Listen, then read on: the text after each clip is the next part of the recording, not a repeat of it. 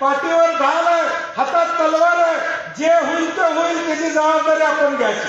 जे लढाई करायची एकदा ठरवलं, आता एकदा आपण मैदानात उतरलं म्हणल्यावर त्यामुळे काळजी करायची नाही. मैदानात उतरलो तर कुठल्याही परिस्थितीत मैदान मारायचं ही भूमिका आपल्याला या ठिकाणी घ्यावी लागेल. स्वबळावर या ठिकाणी मैदान मारावं लागलं तरी ते आपण ताकदीनं काँग्रेसच्या बळावर या ठिकाणी जाऊया.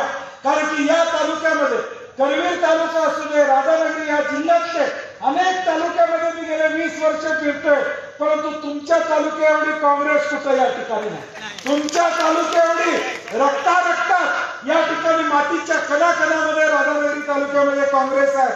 आणि म्हणून आपल्याला भ्यायची गरज नाही. एकटा जरी आपण या तालुक्यामध्ये उभं राहिलो तरी आपण सत्ता आणू शकतो, एवढी ताकद काँग्रेसच्या कार्यकर्त्यामध्ये आहे. याची जाणीव माझ्यासारख्या